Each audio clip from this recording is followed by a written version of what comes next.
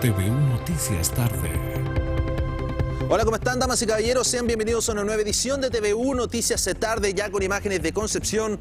Llegaron las lluvias a una pequeña garuga, tal como se había registrado durante nuestro pronóstico del tiempo. Ahí estamos viendo imágenes de Costanera, específicamente el punto de Esmeralda, en dirección a la comuna de Chiguayante y también en dirección a Concepción. Acá una imagen general del centro, Concepción Metropolitano. Mucha nubosidad, mucha lluvia, algo distinto a lo que veníamos experimentando durante los últimos, me atrevería a decir, 5 o 6 días, donde había como mucho sol. Acá seguimos repasando entonces algunas cámaras. Me precisan dónde. Acá lo estoy viendo. Concepción con Los Carrera, Prat, así, Los Carrera con Prat, perfecto. Concepción, la ubicación, y ahí estaban las calles, y como pueden ver ya se están empezando a sentir bastante. Por lo menos acá en el perímetro donde estamos nosotros es solamente una garuga. Coméntenos cómo está en aquellos otros lugares, si es que hay con un poco más de intensidad. Vamos a estar actualizando y nos gustaría saber su opinión. ¿Y sabe dónde más nos gustaría saber su opinión?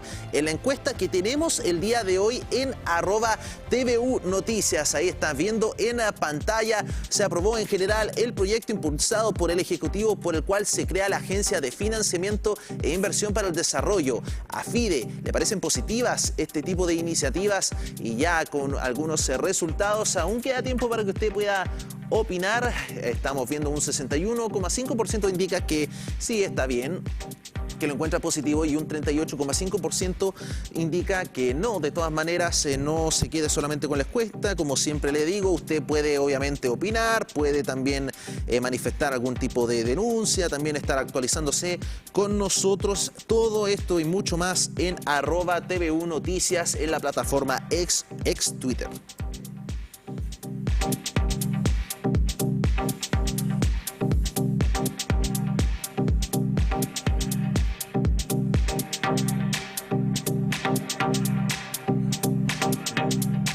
Durante la jornada del día de ayer les dimos a conocer el corte que se iba a generar en la calle Chacabuco, todo en el contexto del futuro viaducto de Chacabuco, y por lo menos queremos tener esta actualización sobre cómo están las calles. Sabemos que esto podría generar aglomeramientos y también mucha congestión vehicular, sobre todo en las horas punta, entiéndase punta mañana y también punta tarde, también en la hora de la noche. William Gómez está en estos momentos en terreno para poder darnos una pequeña actualización. Ya estás en pantalla, Willy, ¿cómo estás? Muy buenas tardes. ¿Qué se registra a estas horas de la tarde en Chacabuco?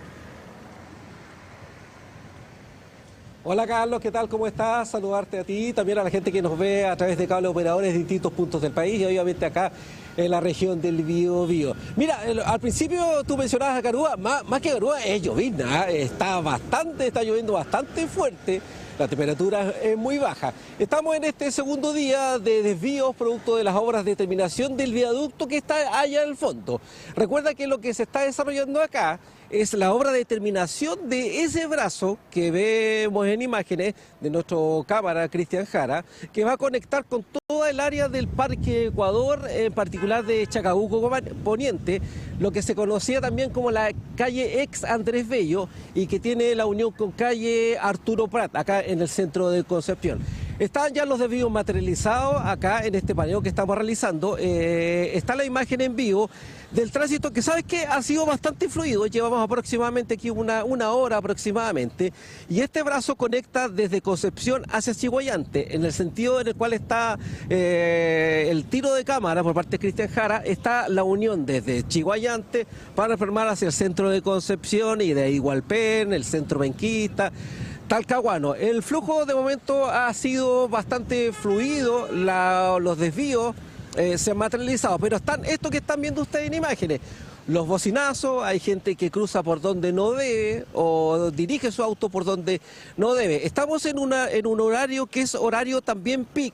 A esta hora gran parte de la gente está en su hora de colación, salen desde diversos lugares que se encuentran acá. Hay un supermercado, hay una serie de edificios, el crecimiento también inmobiliario que se marca en toda esta área.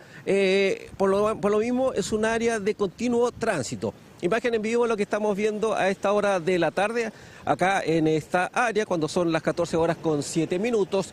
No han habido grandes complicaciones. Eso sí, la gente pide mayor información. el entendido que este va a ser un permanente, este tipo de desvío, aproximadamente un año, de esto que vamos a tener acá. Y hacia fines de este año está también muy cerca de acá, a ver si al fondo lo puede mostrar Cristian Jara, está el puente Esmeralda, un puente que va a tener un cambio de fisonomía absoluto hacia fines de este año, cuando comiencen las obras de construcción de este proyecto. Sumado lo del puente Chacabuco, sumado el puente Esmeralda, le va a cambiar absolutamente la cara a toda esta área. Nosotros estuvimos con los conductores, Carlos, conversando en el inicio de los desvíos en esta área y también con un especialista de la Universidad de Concepción en reordenamiento territorial. ¿Qué te parece si escuchamos de inmediato las primeras reacciones de los conductores y las conductoras en este inicio de los desvíos acá en la avenida Chacabuco? Escuchemos. La construcción del viaducto que culmina todo el proceso de construcción del puente Bicentenario es una etapa muy importante, pues finaliza un proyecto que ha tomado varios años y una cantidad importante de recursos para el Estado, además de las perturbaciones y relocalizaciones que han tenido que sufrir las personas de la comunidad local. Bueno, ahí estábamos escuchando las palabras del profesor Juan Antonio Carrasco, Willy. Yo pienso que acá el pensamiento, si bien, claro, uno podría dimensionar que van a haber distintos puntos donde van a haber aglomeraciones, sin duda. Estamos hablando de dos viaductos bastante importantes y bastante ambiciosos en la comuna de Concepción, y este es como el consenso común, también rescatando lo que se había discutido durante la jornada de ayer. Me imagino que el pensamiento va a seguir siendo el mismo, en el sentido de que saben que es una obra importante, va a generar problemas, pero al final del día la compensación en el largo plazo va a ser, ojalá, vías que estén un poco más expeditas y que vayan acorde a la situación vial que estamos teniendo en Concepción actualmente. Estamos retomando el retomamos contacto. ¿Sí? Carlos, justo había perdido contacto contigo. Estábamos escuchando hace muy poquito la voz de Juan Antonio Carrasco, académico de la Universidad de Concepción, en este proyecto bien tortuoso que ha significado, Carlos, este brazo que nunca se logró unir conforme a los plazos, hubo una quiebra de por medio de una empresa, en un proceso bien complejo para esta área. Seguimos acá en vivo mostrando lo que está pasando acá en esta área. Aquí a un costado hay un supermercado. Si hacemos un ejercicio en línea recta, para quienes nos están viendo de diversos puntos del país, hacia el fondo debería estar, en realidad está el río Biobío. Vamos a ver qué pasa en este sentido con esta área. Están ya comenzando los trabajos. El llamado es, uno, a la calma. El otro es el refuerzo en materia informativa que se necesita acá. Por ejemplo, ayer veíamos el despliegue de gente que entregaba dípticos. Nosotros como medios de comunicación, obviamente nuestra labor es ir informando cómo van avanzando esta etapa. Ojalá esto avance conforme las autoridades lo han dicho, que los plazos se cumplan y que no tengamos un periodo de término de este brazo que se prolongue más allá, en un área bien compleja y bien sensible.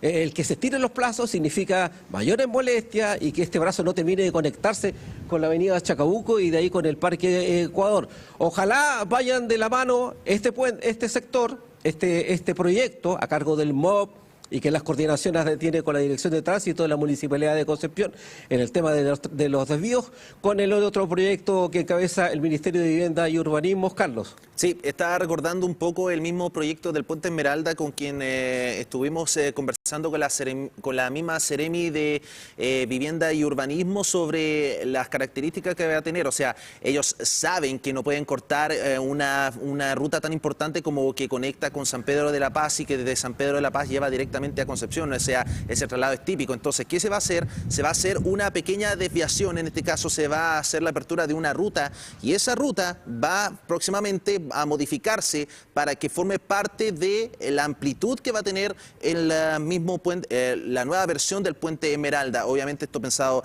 en los peatones, va a haber más espacio para la gente, por lo menos ya se está como viendo, podríamos decir, se desprende esta realidad, ¿no? O sea, están más que conscientes la autoridad de que son puntos neurálgicos bastante importantes. Mientras seguimos haciendo el mismo recorrido, como pueden ver, bueno, obviamente cercado por todo lo que implica las mismas intervenciones, pero también entonces el llamado sigue siendo el mismo, a planificar con anticipación información, paciencia, porque se vienen 12 proyectos, 2 viaductos, bien digo, que son importantes durante estos próximos años, Willy. Sí, mira, y aquí estamos llegando directamente al brazo. Ustedes lo ven acá en el fondo, en la cámara, en el primer plano de Cristian Jara, que está toda esta área. Ese brazo debería comunicar directamente acá. Digo, debería. Ojalá todo se concrete así. Recién vamos a ver consolidado eso cuando precisamente se una esta área con este sector. Recuerden que aquí está la población Aurora de Chile, una población mítica, histórica a nivel país. Y en el otro lado, al principio del despacho estábamos de frente hacia este sector, ahora acá estamos en esta área. Acá está el sector que colinda muy cerca del Parque Bicentenario de Concepción. Y hacia el otro costado, a ver si Cristian nos puede acompañar también, se ve hacia el otro costado, hacia esta área, y ahí tenemos en otra área el punto de unión del Puente Esmeralda, allá hacia el fondo. Y hacia el fondo está todo el área de la conexión con Chimboyante, está el Sanatorio Alemán de Concepción. La hora, lo decíamos, una hora sí, hora pic, el movimiento ha bajado un poquito. Claro, seguramente mucha de la gente ya está volviendo a sus lugares de trabajo. El llamado de la precaución también, porque jornadas de este tipo, Carlos, la vamos a estar viendo bastante. ¿A qué me refiero? Estas llovinas, por lo mismo estos trabajos están al menos en esta área. Por esta hora, yo no sé si coincide con la hora de colación o por esto, están un tanto detenidas. Por lo mismo, ya que va a enfrentar esta área con lluvia, con terreno resbaladizo, la precaución a conducir siempre a baja velocidad. Nosotros por lo mismo también cuidamos también de que no ser un estorbo para la gente a esta hora que está también moviéndose de un punto al otro. Mira, de momento ha marchado todo. Ahora, ¿qué dice la gente? Refuerzo el llamado, que necesitan un poquito más de información, aunque está absolutamente delimitado, ¿eh? Hay doble barrera en esta área para que la gente, uno, pueda pasar, los peatones de esta área, este sector. Hay un supermercado que hace en el fondo, y también para que los ciclistas también puedan hacer lo propio con seguridad. Este es el panorama de esta hora de la tarde, Carlos. Ojalá en el tercer día de desvío, que vendría siendo mañana, todo siga conforme la autoridad espera. Nosotros vamos a estar informando minuto a minuto de cómo vaya desarrollándose todo este proyecto, que hacia fines de este año se va a unir con el inicio de obras del proyecto del Puente Esmeralda, que nosotros también hemos detallado bastante. Claro, exactamente. Ya para fines de este año vamos a ver las primeras intervenciones y, bueno, 2 puntos que sabemos que son importantes. El tránsito, sin duda, de movimiento, entiéndase, de las distintas comunas hacia Concepción Metropolitano es sustancial, pero acá se está, por lo menos, y esto también se rescata de los comentarios de la gente quien se entrevistó durante la jornada del día de ayer, lo valoran y saben que es algo que hay que asumirse, que se busca una mejor calidad de vida, una mejor calidad vial en este caso. Gracias por este despacho, Willy, muchas gracias por toda la información. Vamos a ver cómo se sigue desprendiendo durante la tarde. Chao, Carlos, que estés bien, nos reencontramos más rato en el canal, que estés bien, buena tarde. Así es, nosotros seguimos avanzando entonces, porque fue durante la jornada de ayer nuevamente donde se oficializó este corte en la avenida Chacabuco. ¿Cómo se vivió esta jornada? Lo vemos en la siguiente nota. Tal y como se había informado, la continuación de los trabajos en el viaducto Chacabuco ocasionaron la interrupción del tránsito por este sector de la avenida.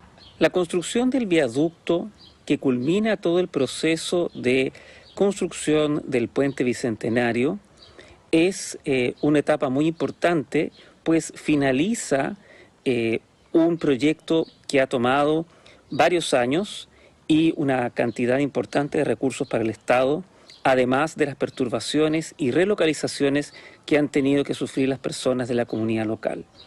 En ese sentido, lo que se espera es que este viaducto pueda generar condiciones adecuadas en términos de separar el flujo que proviene de los vehículos que se movilizan por el Puente Bicentenario con otros flujos locales de vías aledañas. A pesar del llamado que se realizó por parte de las autoridades, ¿estaban informados los y las conductoras acerca de los desvíos? Buenas tardes, ¿sabía acerca de los desvíos de tránsito? Sí, me había enterado por la prensa. No, recién ahora me estoy informando. Ni idea, nada, cero. Esta conexión va a generar que finalmente se culmine una de las obras más importantes en la reconstrucción tras el terremoto del 2010, el Puente Bicentenario, al menos eso en carpeta. La construcción, como toda obra mayor, implica ciertas disrupciones, cambios de sentido de tránsito y una congestión local, puesto que son obras mayores que implican y requieren un espacio relevante de la ciudad. Es de esperar que el resultado final, luego de este último sacrificio que tiene que sufrir la comunidad local, valga la pena, al menos para aliviar la congestión local que tenemos en esa importante área de la ciudad. Les consultamos a los conductores y conductoras a su parecer acerca de poder contar con esta nueva alternativa vial para el futuro. Me parece muy bien, hay que terminar la obra, no dejarla inconclusa. Un gran adelanto para nosotros, para la región, va a haber menos tráfico. Estaría bien bueno que terminara el puente bicentenario porque nos va a ayudar mucho con el tema de los tacos. Una obra que es parte de los cambios y la proyección de la ciudad hacia el futuro. Este es uno más de los proyectos en ejecución. El llamado es a planificar el viaje y a tener paciencia. La región del Biobío busca avanzar y reordenar sus territorios.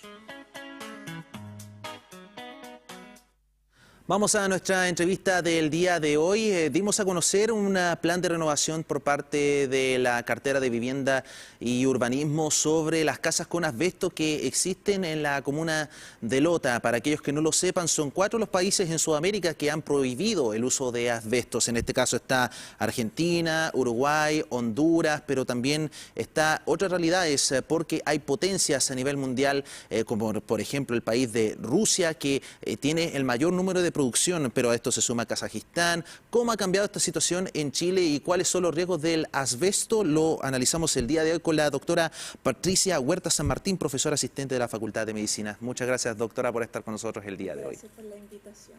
Conversemos entonces, porque yo pienso que todos hemos escuchado el término de lo tóxicos que son las casas hechas a base de asbesto, específicamente la techumbre, pero ¿cuáles son las repercusiones que podemos hallar en el cuerpo? Porque son enfermedades que ocurren en el largo plazo, como por ejemplo el cáncer. Claro, efectivamente, yo creo que primero vale la pena aclarar un poquito qué es el asbesto y dónde está. Básicamente porque la gente no sabe cuán común es el asbesto en las construcciones que son previas al año 2001, que fue el año donde se prohibió en Chile. El asbesto nosotros lo conocemos más como estas planchas de Internit. Entonces, efectivamente, tenemos estas planchas onduladas que se usan para techumbres, pero también otras planchas que se usan para aislamiento en las viviendas y qué sé yo. El asbesto es una fibra mineral que cuando uno la respira o a veces se ingiere, ¿cierto?, produce daños en todo el tracto respiratorio y también puede ser en el tracto intestinal, ¿ok? Estas fibras lo que hacen es que van provocando, en la medida en que no se eliminan, sino que van pasando por nuestro sistema, van provocando pequeñas heridas y a veces se quedan porque son persistentes en el cuerpo. Okay. Y eso, como tú dices, a largo plazo puede producir distintas enfermedades respiratorias crónicas, en particular la asbestosis, y también, por supuesto, es un agente cancerígeno, entonces puede provocar varios cánceres. Los más comunes, cáncer de pulmón o mesotelioma pleural y a veces también mesotelioma de la cavidad intestinal.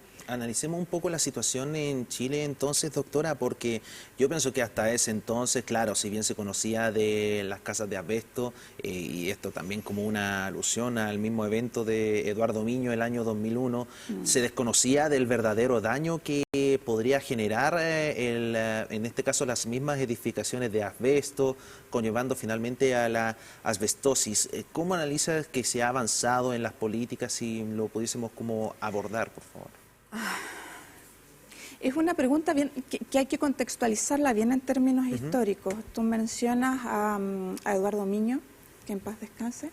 En Chile, la verdad es que actualmente, como tú dices, somos uno de los pocos países en Latinoamérica en cual el asbesto, la utilización, producción, importación, distribución, todo está prohibido. Sin embargo, si nosotros lo miramos a nivel internacional, desde el momento en que se empieza a dar evidencia de que efectivamente el asbesto es un agente que produce cáncer, estamos súper tarde. La primera vez que parte de la OMS a través de la Agencia para Investigación del Cáncer se refiere al asbesto es en el año 73. Que fue precisamente el año en el cual en Chile muchas de las organizaciones sindicales y organizaciones civiles que habitualmente, cierto, hacen la contraparte y obligan un poco a que la política pública avance en la protección de los trabajadores y de las personas, bueno, se detuvo.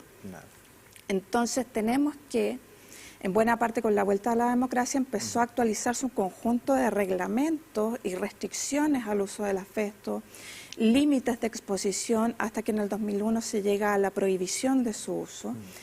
Pero por supuesto que ya es tarde en función de toda la gente que estuvo expuesta, principalmente trabajadores. Hablemos que el asbesto es una exposición ocupacional más que una exposición que nos preocupemos a nivel cotidiano en los domicilios. ¿Okay? Después quiero explicar un poco eso. Sí, no hay problema, no hay problema. Entonces, llegamos tarde en función de toda la cantidad de trabajadores y sus familias que estuvieron expuestos por décadas y que efectivamente hay casos famosos de demandas contra empresas y otros que han ido reconociendo finalmente que los mesoteliomas y los cánceres producidos en esos grupos fueron producidos por la exposición a asbesto. Directamente de fábrica. ¿Qué otro elemento podría considerarse a la exposición constante del asbesto? Claro, sabemos que el cáncer está el más grave, pero ¿qué otras problemáticas podría generar a la salud que quizás estemos omitiendo en la conversación? Ok, mira, lo que pasa es que estas exposiciones son lentas, ¿ok? Tienen periodos de latencia largos. Cuando yo hablo de la asbestosis como un posible problema que se podría presentar, es un problema que no se presenta de manera inmediata, ¿okay? Tiene periodos de latencia cierto del tiempo en que empieza la exposición y vemos los primeros signos y síntomas de la enfermedad y puede ser diagnosticable. Para la asbestosis pasan entre 10 a 20 años, inclusive en algunos casos se ha presentado hasta 40 años después del cese de la exposición, ¿okay? Con los cánceres, claro, tenemos un promedio de 15 años, pero el mesotelioma tiene 40, 60 años de espera. Son exposiciones lentas. Entonces, ¿qué pasaría si yo, por ejemplo, en estos momentos estoy expuesta, supongamos, esta techumbre tiene asbesto y se derrumba y yo estoy expuesta inmediatamente a la fibra, al polvillo que se levante? Un punto aparte, recuerdo que incluso con todo lo que se generó había gente que por iniciativa propia empezó a remover la techumbre y eso es aún más peligroso, me imagino. Muchísimo más peligroso. En esos casos, ¿cierto?, lo que puedes tener es efectivamente algún tipo de fiebre, una inflamación del tracto respiratorio inmediato. Mucho de eso, del efecto que tenga, va a depender del tamaño de la fiebre y de qué en tan mal estado estaba efectivamente el asbesto. Si el asbesto ya se estaba desmenuzando, que es algo cierto que las mutuales y la gente que hace las revisiones de estos materiales dice es friable, se desmenuza, se desmigaja, claro, ahí es mucho más peligroso, está mucho más expuesto, está suspendido en el aire, en el polvo. Si está en buen estado, si está encapsulado, no representa una mayor amenaza inmediata, un mayor peligro inmediato. ¿Ok? Entonces, si yo estoy expuesto a una nube de asbestos en algún momento, puede ser que tenga inflamaciones agudas en un periodo corto, pero eso no necesariamente va a implicar que a largo plazo vaya a desarrollar una enfermedad de mayor gravedad. Estamos conversando con la doctora Patricia Huerta sobre, obviamente, el daño del asbesto. El 2001 se prohíbe en Chile su uso junto a otros países de Sudamérica que habíamos nombrado, Argentina, Uruguay, pero también es preocupante la situación porque por lo menos hace 4 años no había mucho registro en materia de cuántas son las casas que tuvieron una techumbre de asbesto, fueron elaboradas de esta forma, y ha habido también preocupación tanto por la autoridad encargada de hacer las viviendas sociales como el Serviu, pero también en materia de salud. O sea, acá si pudiésemos como analizar cuál debería ser como una hoja de ruta para tratar de solucionar el daño que ya se ha generado, ¿por dónde podría ser, doctora, si lo analizamos? A ver, creo que hay que separar las cosas. Primero, respecto al asbestos que, bueno, ya no tenemos más asbestos circulando, pero como tú dices, hay muchas viviendas que se construyeron con material que contiene asbesto, distintos tipos de asbesto. Creo que es un muy buen inicio el que ha dado el Ministerio de Vivienda y Urbanismo, empezando por las viviendas sociales en las que se sabe que se ocupó asbesto y sobre todo aquellas que están en zonas en las cuales el deterioro de material, ya sea por las condiciones climáticas o por ciertas plagas o pestes urbanas, efectivamente podrían estar deteriorando mucho más el material. Luego, creo que es súper importante que la gente se organice en sus juntas vecinales para ver que aquellas casas que no tienen o no hayan tenido una dependencia ministerial, sino que son casas construidas por privados o traspasadas entre privados y que son construidas por medios propios, si han tenido ese material, cuáles son los barrios que los tienen y que se organicen para evaluar si es que efectivamente cuál es el estado de esos materiales, para evaluar si es que es necesario coordinar con su municipio algún plan de retiro. Recordemos que los planes de retiro en distintas municipalidades están funcionando ya desde hace años. Hay comunas, por ejemplo, como Lo Espejo, en el cual efectivamente a poblaciones enteras donde había construcción con este material se le dio la oportunidad de elegir, qué sé yo, entre pavimentación saludable, retiro de los asbestos, cambio de los techos y qué sé yo. Ahí hay como una especie de compensación, si nos ponemos a analizar en ese. Claro, efectivamente, entonces ahí el municipio coordina el retiro seguro, que tiene que ser por empresas especializadas porque hay un conjunto de cosas, de normativas que cumplir ahí, trabajadores que estén capacitados, que tengan los implementos de seguridad, que el retiro, esto es un residuo peligroso, así que tiene que cumplir con ciertas normativas también de retiro de residuos peligrosos.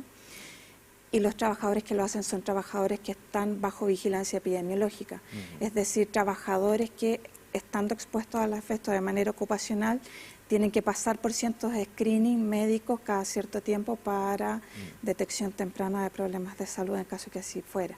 Creo que eso es un buen comienzo.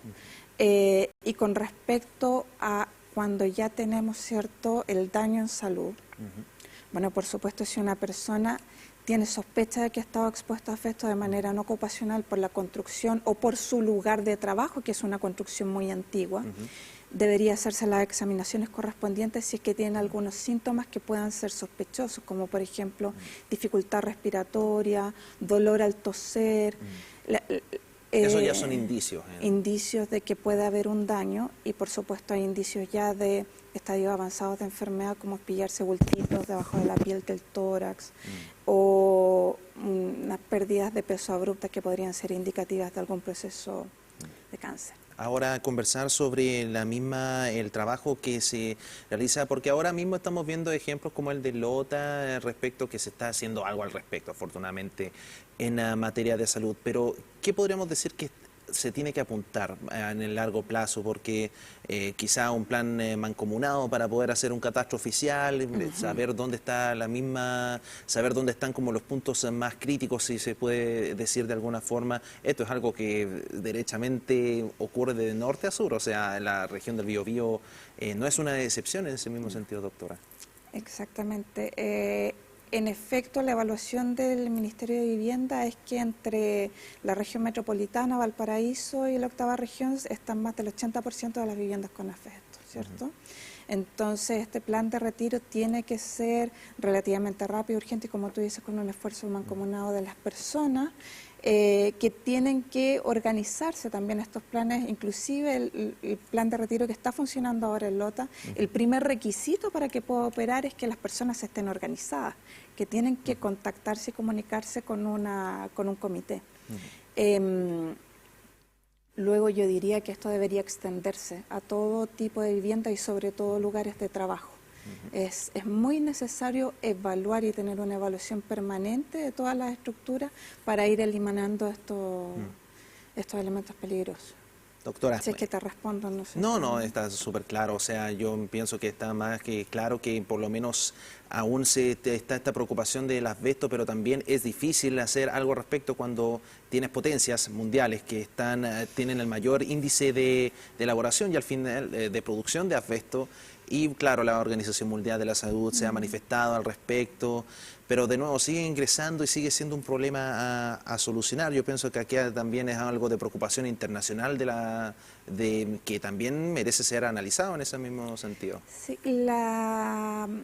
el decreto supremo que se emitió el 2001 también prohíbe la importación de asbestos. Sin embargo, hay cierto paréntesis a cualquier ley. Por ejemplo, hay procesos productivos en los cuales aún no se ha encontrado material de reemplazo para el asbesto y en esos casos la ley solicita que se busquen los materiales de reemplazo para que se limiten. O sea, ¿dónde está prohibido? Está prohibido en construcción. Claro. Pero en casos especiales como en navíos u otras cosas donde no hay material de reemplazo, mediante aprobación de las autoridades competentes se puede importar asbesto y por supuesto, como tú dices, hay producción mundial de asbesto, hay países donde la producción y la explotación de asbesto ha provocado desastres, incidencias muy altas de cánceres pleurales, etcétera, Entonces, como en Australia, por lo que también se puede en analizar, Estados Unidos. por lo que se puede analizar también hay vacíos legales si se permite traer un elemento tóxico, pero no hay forma de reemplazarlo. Necesita una acreditación para seguir replicándose a lo largo del tiempo. Claro, efectivamente. O sea, hay una recomendación y la recomendación de la OMS es elimine. Pero también se sabe que hay procesos productivos y cosas en las cuales en particular todavía se usa el asbesto, nada relativo a construcción, pero en otras cosas en las cuales se sigue utilizando. Sigue siendo igual de tóxico. Y sigue siendo igual de tóxico y entonces hay recomendaciones y por eso tenemos un sistema de vigilancia con respecto a los trabajadores que, independiente de que se haya eliminado en la parte de construcción, siguen estando expuestos. Ahora, por supuesto, aquí, como te dije al principio, la mayor preocupación, la mayor exposición y el mayor daño es en la población de trabajadores que están directamente relacionados con el asbesto y sus familias. ¿Por qué? Porque el polvo de asbesto se lleva en la ropa de trabajo y si no hay un sistema implementado de lavandería en el lugar de trabajo o de casilleros para que el trabajador se pueda duchar y dejar la ropa ahí, el trabajador se está llevando a la exposición a su domicilio. Entonces, bueno, sí. Falta por avanzar, sin embargo esto es súper común en todas las exposiciones químicas que tienen que ver con procesos productivos.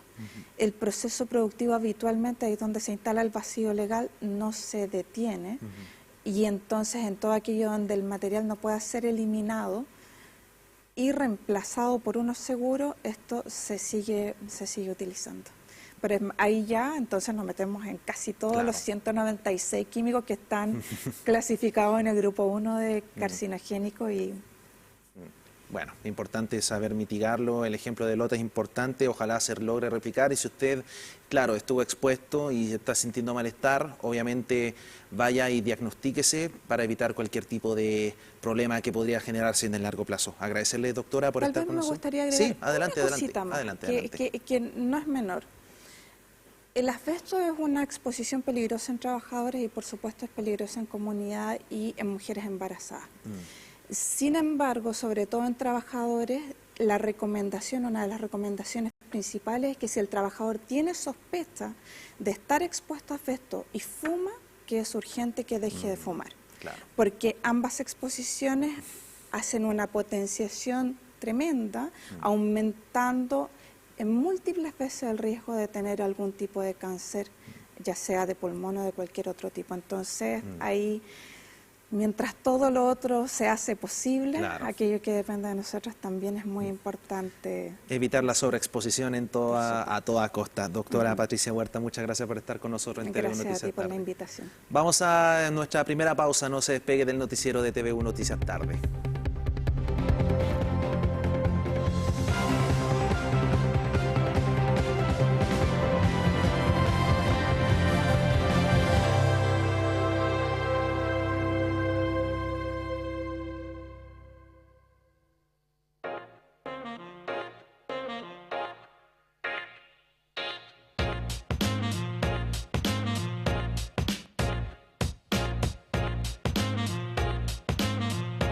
invitar a toda la comunidad Universidad de Concepción a participar en el desafío Cuidemos nuestro campus a partir de esta inteligencia colectiva, de este trabajo colaborativo, asociativo, multiestamental, multinivel formativo, nos permite encontrar soluciones a aquellas temáticas que a la comunidad le hacen sentido y necesidad de resolver. Estamos haciendo un llamado a la comunidad a participar de una iniciativa que supone comprometernos todos en los temas que dentro del programa hemos planteado como centrales. Y para eso es una invitación a que se sumen, a que nos sumemos todos.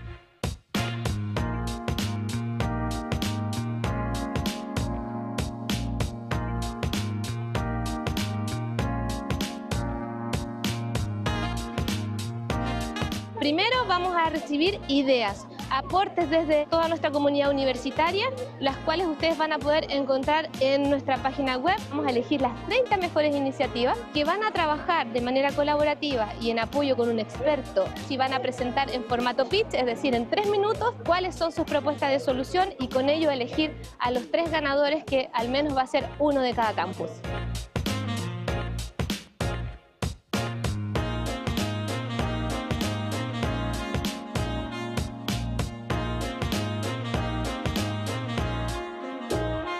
Estamos muy motivados con participar de la idea, ¿cierto?, de entregar soluciones a algunas problemáticas que puedan existir. Así que estamos con mucha motivación de aportar también desde los conocimientos, desde la experiencia y desde nuestras propias necesidades como trabajadores a la universidad. Me gustaría invitarles a toda la comunidad estudiantil a participar, a que den sus ideas y que sepan que van a recibir de la universidad el apoyo si es que estas son buenas para poder llevarla a cabo y implementarlas y así poder mejorar nuestra comunidad en general.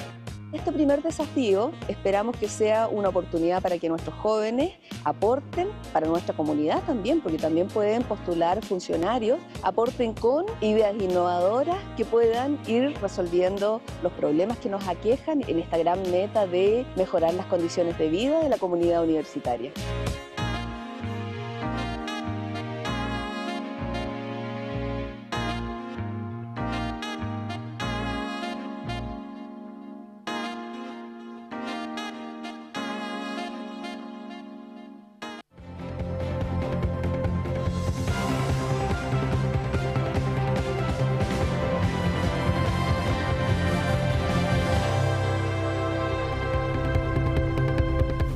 Regresamos de la pausa, hablemos un poco del acuerdo de ciudades creativas. En este caso, en el Teatro del Lago se convirtió el escenario para una jornada musical por excelencia. Estuvimos conversando en esta oportunidad con Natalia Echeñique, que nos ahondó un poco sobre lo que implica este proyecto. Pasemos a ver esa información en la siguiente entrevista. TVU Noticias, somos información, contamos historias. Hace ya más de un año que estamos trabajando las 3 ciudades creativas de la música de Chile. En Chile existe la ciudad creativa de Frutillar, que fue la primera que se unió a la red de UNESCO, luego Valparaíso y finalmente nosotros, que nos acabamos de unir el año pasado, el 31 de octubre, cuando tuvimos la confirmación que éramos parte, habíamos sido aceptados como parte de la red de ciudades creativas de la UNESCO. Estas 3 ciudades somos las 3 ciudades musicales y eso implica que podemos conformar lo que llaman el clúster dentro de la UNESCO. Cuando tú ya eres más de 2, te conformas como un núcleo para poder trabajar de manera articulada y generar mejores proyectos, mayor colaboración, tanto a nivel nacional, local como internacional, por supuesto. Y esa firma fue el día sábado. Fue un hito muy importante en realidad en Frutillar, que es una de las ciudades creativas de la música, la primera de hecho. Sí, nos llegó la información precisamente desde ya, estamos preocupados a través de, siempre nos llega información del Ministerio de la Cultura y nos resultó llamativo. Ahora, esta firma, ¿en qué se traduce? ¿Cuál es el próximo paso que se sigue? En realidad, más que el próximo paso es continuar con lo que ya empezamos, que es trabajar de manera colaborativa. Por ejemplo, esta firma se realizó en el contexto del Festival de los Lagos, donde hubo un segmento que se llamaba Ciudades Creativas de la Música, y una artista nuestra, que es Cecilia Gutiérrez, cantautora y docente de jazz, justamente jazz folk, nos representó en un concierto que fue dirigido por el maestro Sebastián Errázuriz y la orquesta de cámara de allá de Frutillar. Entonces esto se traduce en que, así como ahora pudimos llevar a Cecilia a este espacio musical, las 3 ciudades trabajamos en un proceso de colaboración en distintos ámbitos, ya sea, por ejemplo, en llevar a artistas dentro de las 3 ciudades, hacer un intercambio que le llamamos o corredor musical, como también lo que tiene que ver con formación, lo que tiene que ver con fomentar todo el ecosistema musical de las 3 ciudades, tanto a nivel, insisto, nacional como hacia afuera. ¿Eso significa que artistas que de repente se presenten acá también van a estar en Frutillar y así? Exacto, exactamente. Significa, por ejemplo, ¿recuerdas que nosotros tenemos todos los años el Picnic Jazz? Sí. Para el Picnic Jazz viene una banda de jazz de Valparaíso y ellos en julio tienen un festival de jazz que se llama el Festival Internacional de Jazz de Valparaíso y fue una banda de jazz de Concepción hacia allá. Entonces, se traduce en que armamos una agenda de trabajo entre las 3 ciudades para poder hacer circular a nuestros artistas y al ecosistema, no solo intercambio musical, sino que también, por ejemplo, realizamos ciclos de formación entre las 3 ciudades y si traemos, es mucho más fácil traer entre 3 ciudades a una persona con mucha expertise en la industria musical de afuera que traerla a una. Hay un tema económico también, de gestión y tal. Entonces, consiste en eso. Y además, como clúster significa que nosotros podemos tener mayor visibilidad y oportunidad de postular y trabajar fondos internacionales para poder también hacer circular de manera internacional a nuestros artistas, como te digo, generar formación, intercambio, etcétera.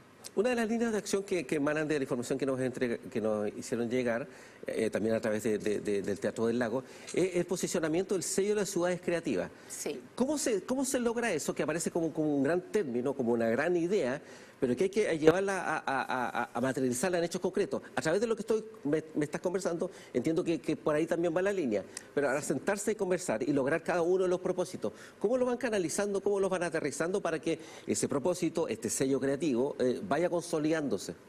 Efectivamente, bueno, hemos tenido durante todo este proceso de trabajo que ya lleva un año, como te comentaba, y que ahora viene a consolidarse para poder seguir avanzando, hemos tenido el apoyo del Ministerio de las Culturas, que ha sido fundamental dentro de esto, a través de su línea y su programa de economías creativas.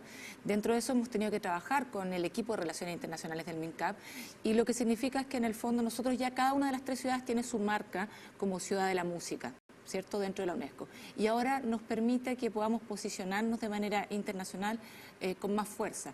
No es lo mismo cuando el clúster de ciudades creativas de la música de Chile llega a un lugar, postula un fondo Univer Músicas, Univer Cultura o a los mismos fondos que tiene la UNESCO, porque cabe destacar que si bien la UNESCO te ingresa dentro de esta red de ciudades creativas en los 7 campos, en nuestro caso en Chile somos de la música, igualmente tú tienes que postular a fondos o hacer ese tipo de cosas para poder financiar todo eso. Nosotros ahora estamos empezando a armar una agenda, ya tenemos delineado los primeros meses para poder ir justamente fortaleciéndonos. TVU Noticias, somos información, contamos historias. Vamos a otra información, como ya lo sabe, estamos, a pesar de que no se siente, estamos en primavera, se aproxima obviamente la temporada de verano y ya hay preparaciones en distintos puntos del país para poder hacer frente a esta temporada de incendios. En este caso, CONAF de la Araucanía está haciendo el proceso correspondiente de capacitación de las distintas brigadas, tal como está viendo ahí en las imágenes de apoyo. A partir del 1 de octubre se dio inicio al programa de capacitación para los comandos medios del dispositivo de protección contra incendios forestales. Este proceso está dirigido a los jefes de brigada y jefes de cuadrilla, reuniendo a un total de 50 participantes, 30 jefes de brigada y 20 jefes de cuadrilla. La primera etapa de capacitación se extendió hasta el 11 de octubre y se llevó a cabo en 4 comunas: Angol, donde se capacitaron los motobombistas, Curacautín, donde se hizo la capacitación de motosierras, Victoria, donde estuvieron los jefes de brigada, y Nueva Imperial, donde están los jefes de cuadrilla. ¿Les parece si escuchamos algunas reacciones y así seguimos ahondando en este proceso importante? Constituida 3 brigadas acá en la región. Asimismo, también estamos avanzando en el proceso de capacitación para motosierristas y motobombistas.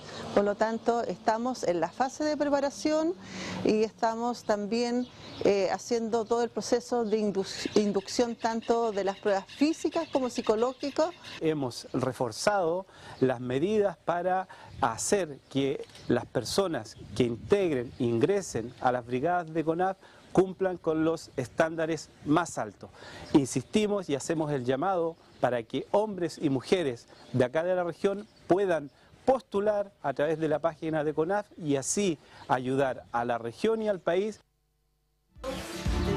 Ahí están las palabras de las autoridades que se refirieron a este proceso de capacitación. Bueno, en este caso la directora de CONAF Araucanía y también el Ceremi de Agricultura. En este caso, y cito las palabras del Ceremi, destacó que como el mismo Ministerio de Agricultura se están preocupando y también tratando de estar atentos a la misma temporada estival que se viene, y por eso se ha reforzado las medidas para hacer que las personas que integren e ingresen a las brigadas de CONAF cumplan con los estándares más altos. Sin duda importante todo este trabajo a puertas de una temporada de verano.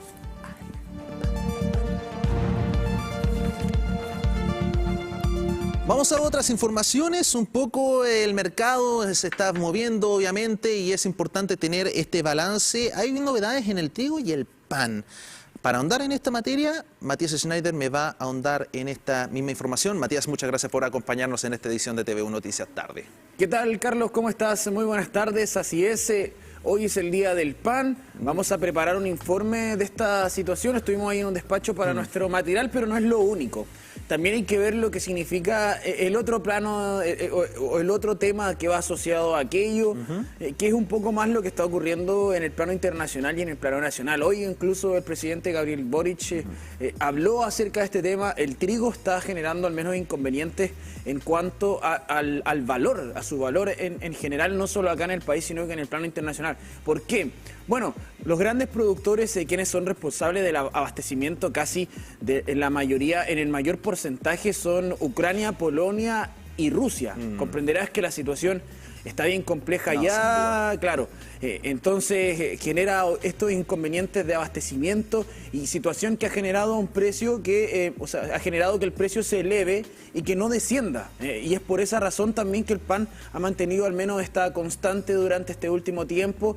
Una de las preparaciones tradicionales, infaltables, tanto... Algo tan normal en el desayuno de la familia promedio chilena que es el pan, pero bueno, por lo que puedo asumir, no sería descabellado que este aumento se va a ser sostenido y que no vamos a ver quizá una baja en quizá cuánto tiempo. Como aumento como tal no ha ocurrido. O sea, aumentó el precio del pan, sí, pero se ha mantenido en un precio alto. No, el tema es que no ha descendido. Esa es la mayor preocupación. Más que el aumento sostenido, más que vuelva a aumentar el precio del pan, el tema es que no desciende. Se mantiene en un valor bastante alto. Ese es la principal, al menos el principal inconveniente de lo que está ocurriendo en nuestro país actualmente. El presidente Gabriel Boric dijo justamente que se va a buscar reforzar la industria nacional en cuanto al trigo, generando mejores condiciones en general para la productividad. También hay otros temas asociados a aquello, lo que significa la exportación, quizás transformarnos en un productor también exportador de trigo, considerando que este contexto se ha extendido el tema de Rusia en Ucrania, la guerra de Rusia en Ucrania, el conflicto de Rusia en Ucrania se ha extendido en el tiempo. De hecho, hoy Zelensky dio unas declaraciones, sí. Declaraciones, claro, en relación a lo que ha sido este proceso, para ya ir quizás generando cambios en lo que está sucediendo en aquel sector de nuestro planeta, pero bueno, esto está ocurriendo en el ámbito político, por eso queremos decirle que esto es transversal. Lo que está ocurriendo al menos en el tema del trigo es transversal. Es, por una parte, tiene una perspectiva económica, por la otra parte tiene una perspectiva que es política, y obviamente ahí nos afecta a nosotros también. Bueno, ese es el mismo caso, o sea, no sería tan descabellado de Chile siendo un país donde su principal fuerte está en la industria de la misma agricultura, o sea, ¿por qué no? O sea, somos potencia en tantas frutas y verduras, ¿por qué el trigo no estaría dentro de ese mismo escenario? Quizá en una de esas, de esta misma situación de crisis, se desprende también una misma oportunidad, y en ese mismo contexto tratar de desarrollar una industria que no voy a decir que está agotada, porque no es como que no se produzca trigo en Chile, pero quizá incentivarla, potenciarla, considerando que los principales proveedores, que como tú mencionas, Rusia y Ucrania, están por estos momentos en una situación bastante compleja en lo que es también el comercio internacional. Sí, eso también genera no solo problemas de abastecimiento, sino que problemas de traslado también de los productos. Y esa es la situación. O sea, no hay cómo exportarlo, no se preocupan los países obviamente en aquello, considerando la situación que se está viviendo en el plano del conflicto como tal.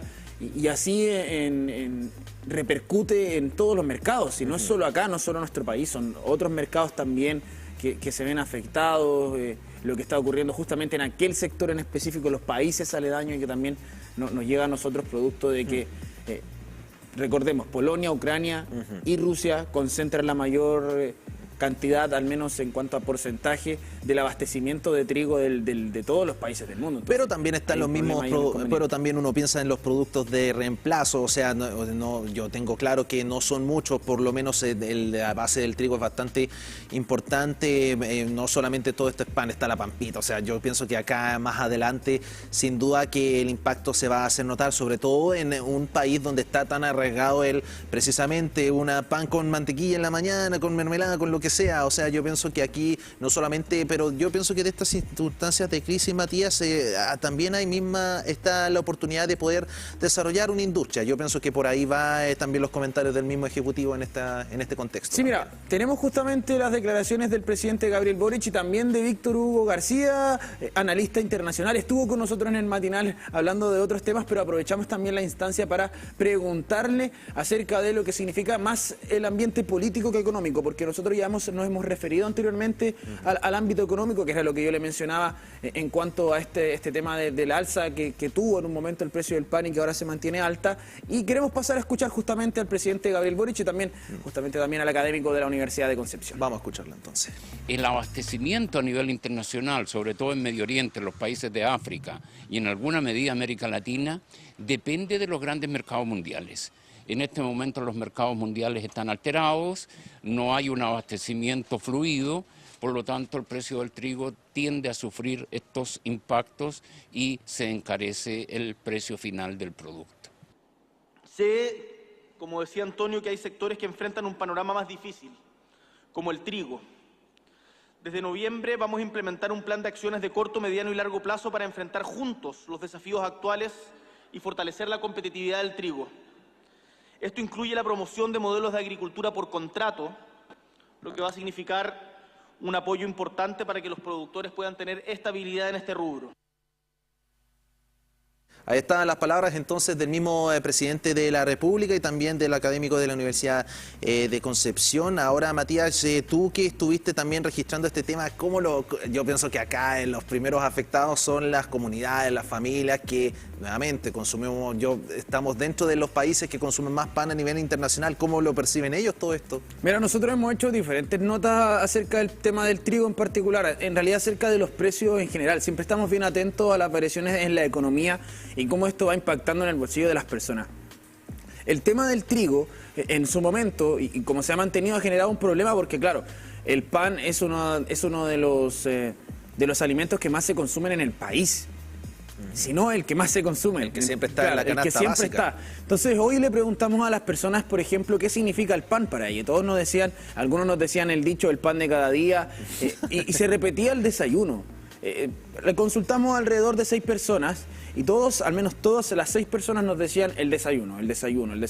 Infaltable para el desayuno. Eso ya quiere decir que al menos todos los días se consume pan en la mayoría de los hogares del país. Ya sea una vez, 2 veces, 3 veces quizás en algunos casos, pero se consume pan a diario. Entonces, claro, la situación es especial ahí y me imagino que por eso también el presidente Gabriel Boric toma la decisión de hablar acerca de ello justamente, referirse al tema, ponerlo dentro de los espacios para poder conversar, y porque recordemos que justamente era una reunión que se estaba desarrollando, un congreso en relación al agro, al mundo del agro. Entonces, también está por ahí lo positivo es que en esa instancia el presidente Gabriel Boric haga ese anuncio de que se van a comenzar a tomar medidas al menos en esa índole. Y de ahí también es algo positivo porque es algo que nos impacta a todos transversalmente, me imagino que en sus casas, la gente, yo en lo particular, tú no sé si en tu familia. Claro, obvio, el pan es parte, claro, el pan está presente, entonces ahí es donde está el detalle. No lo veamos, pero tampoco lo veamos también netamente desde el punto de vista de lo que es el pan para uno, sino también en la misma economía del hogar. O sea, estamos en un contexto donde el país está en una inflación constante, hay pocos indicios de que la situación cambie. O sea, el bolsillo del hogar es el primer afectado acá también. Pero igual hay que pensar y lo dijo el ministro de Hacienda el otro día, y también lo dijo el presidente Gabriel Boric acerca de eso, y también lo ha hecho el Seremi de Economía acá en nuestro canal, que el proceso de inflación constante, al menos en las alzas repentinas, no estamos en un proceso en donde ya vamos descendiendo en cuanto a los índices económicos. Se espera poder llegar al 3%, recordemos que la meta del gobierno era llegar al entre el 4%, entre el 3 y el 4%, lo que se logró, y también los indicadores económicos están dando al menos cifras positivas. Así lo hemos visto en el último tiempo con la baja del IPC, por ejemplo. Entonces, claro, ya no estamos en un proceso de inflación constante que sea rápida, obvio, de forma exponencial, sino que vamos en decrecimiento al menos en cuanto a la inflación. Ahora, el impacto igual se siente. Lo cierto es que vamos a tener de un 3,8, o sea, de un 3%, probablemente haya una variación en cuanto a los porcentajes ahí, pero la idea es ir disminuyendo aquello y ojalá así sea también. Bueno, el tema es eso, y en paralelo, la inflación con el tema del trigo al menos no ha tenido impacto por el tema de, obviamente, lo que estábamos conversando en el plano internacional, que también es lo que deberíamos ver. Si baja la inflación, debería bajar el pan o el trigo, pero no ha ocurrido, y es por eso también. Analizando un poco el escenario económico a nivel internacional, pero con su impacto sin duda a nivel local. Matías, muchas gracias por este comentario. Gracias, Carlos, nos vemos. Vamos ahora a la despedida, pero no se despegue la sintonía del canal de la Universidad de Concepción. A las 5 Multiversos y a las 20 horas TV1 Noticias Central. Nos vemos hasta ese entonces.